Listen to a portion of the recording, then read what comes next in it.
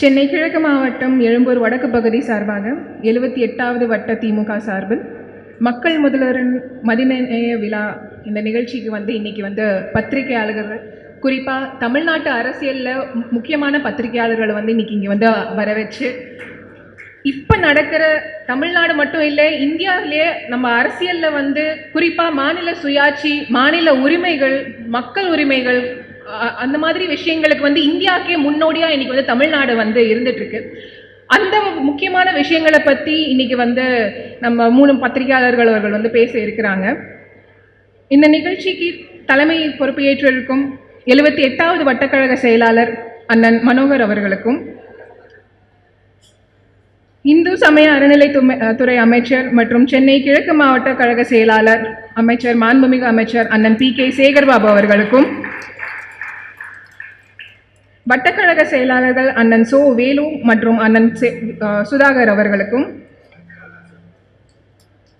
கழக துணை பொதுச் செயலாளர் மாண்புமிகு ஊரக வளர்ச்சித்துறை அமைச்சர் அண்ணன் பெரியசாமி அவர்களுக்கும், நக்கீரன் பத்திரிகையின் ஆசிரியர் அண்ணன் நக்கீரன் கோபால் அவர்களுக்கும், பத்திரிகையாளர் அண்ணன் பிரியன் அவர்களுக்கும், பத்திரிகையாளர் அக்கா திருமதி லக்ஷ்மி சுப்பிரமணியம் அவர்களுக்கும், மாவட்ட அவைத்தலைவர் அண்ணன் ஏகப்பன் அவர்களுக்கும், முன்னாள் சட்டமன்ற உறுப்பினர் அண்ணன்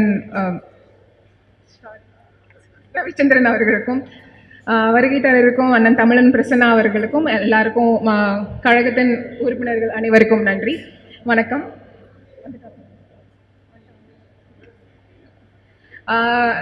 லக்ஷ்மி மேம் பேசினப்ப ரொம்ப முக்கியமான விஷயங்களை சொன்னாங்க. கவர்னர் அப்படின்ற ஒரு பொறுப்பை வச்சுக்கிட்டு அதுவும் அரசியல் சாசனத்தை மீறி மாநில உரிமைகளை பறித்து அவர் இஷ்டத்துக்கு ஒரு RSSோட கைக்கூலியா தமிழ்நாட்டில் அவர் செயல்பட்டு இருந்தாரு. நம்மளும் ஒரு அரசியல் சாசனத்துக்கு கொடுக்க வேண்டிய மரியாதையை கொடுத்ததுனால நம்மளும் ஒவ்வொரு வாட்டியும் தமிழ்நாட்டு முதலமைச்சர் அவர்கள் நம்மளோட உரிமைகளை டைரக்டாக கவர்னர்கிட்டையும் சரி அரசியல் ரீதியாகவும் சரி ஏன் லீகலாக கோர்ட்டுக்கு போயும் நம்ம போராடணும். சமீபமாக ஒரு பெரிய வெற்றியை திராவிட முன்னேற்ற கழகம் இந்தியாவுக்கே நம்ம பெற்றுக் கொடுத்துருக்கு. அதுதான் அந்த மாநில சுயாட்சிக்கான ஒரு பெரிய போராட்டத்துக்கான வெற்றியோட முதல் படியாக நம்ம கண்டிப்பாக பார்க்கணும். நாளைக்கு எந்த ஒரு மாநிலத்திலுமே கவர்னர் அவர் இஷ்டத்துக்கு அந்த மாநிலத்திலோட மக்களால் தேர்ந்தெடுக்கப்பட்ட ஒரு கட்சி ஒரு ஆட்சியை மீறி செயல்பட்டான். அப்படிப்பட்ட ஆளுநர்களுக்கான தீர்ப்பு தமிழ்நாடு இன்னைக்கு திராவிட முன்னேற்ற கழகம் நம்மளோட முத்துவேல் கருணாநிதி ஸ்டாலின் நம்மளோட தலைவர் அவர்கள் பெற்றுக் கொடுத்திருக்காங்க. அந்த பெருமை நம்ம கழகத்தில் இருக்க எல்லா உறுப்பினர்கள் எல்லாருக்குமே கண்டிப்பாக இருக்கணும். அக்கா லக்ஷ்மி பேசினப்ப சொன்னாங்க, இன்னைக்கு கேரளாவில் அவங்க கவர்னர் மேலே போட்ட கேஸுமே இன்னைக்கு போயிருக்கு. அங்கேயும் கவர்னருக்கு எதிர்க்கான அந்த வாதங்களுக்கு கண்டிப்பாக நம்ம ஜெயிச்சு கொடுத்த அந்த கேஸ் கண்டிப்பாக உதவியாக இருக்கும்.